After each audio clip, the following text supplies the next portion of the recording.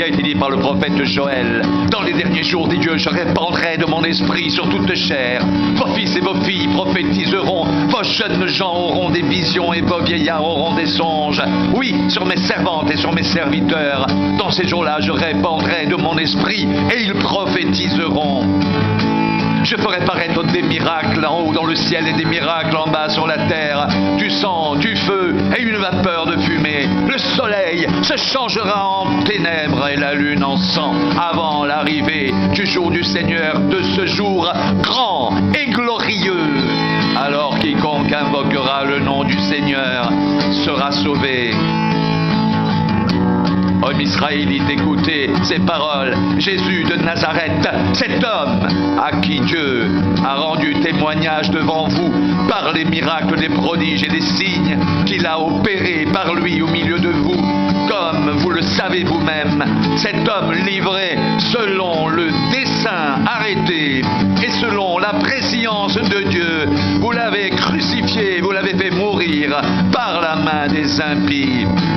Dieu l'a ressuscité en le délivrant des liens de la mort, parce qu'il n'était pas possible qu'il soit retenu par elle, car David dit de lui, je voyais constamment le Seigneur devant moi, parce qu'il est à ma droite afin que je ne sois point ébranlé.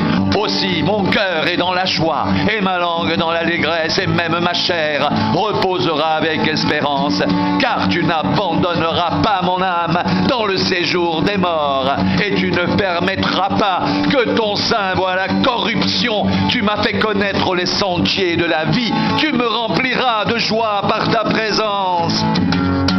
Hommes, frères, qu'il me soit permis de vous dire librement au sujet du patriarche David qu'il est mort, qu'il a été enseveli et que son sépulcre existe encore aujourd'hui parmi nous.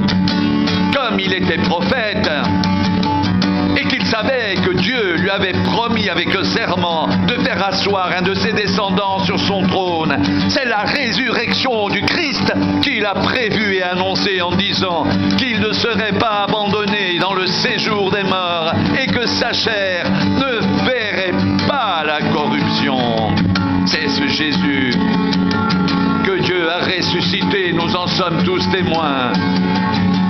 Élevé par la droite de Dieu, il a reçu du Père le Saint-Esprit qui avait été promis. Et il a répandu, comme vous le voyez et l'entendez. Car David n'est point monté au ciel, mais il dit lui-même, le Seigneur a dit à mon Seigneur, assieds-toi à ma droite jusqu'à ce que je fasse de tes ennemis ton marchepied.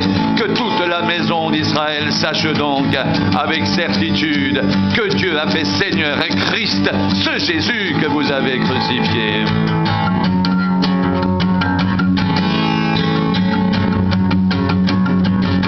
Après avoir entendu ce discours, ils eurent le cœur vivement touché. Ils dirent à Pierre et aux autres apôtres, hommes, frères, que ferons-nous? Pierre leur dit, repentez-vous et que chacun de vous soit baptisé au nom de Jésus-Christ pour le pardon de vos péchés.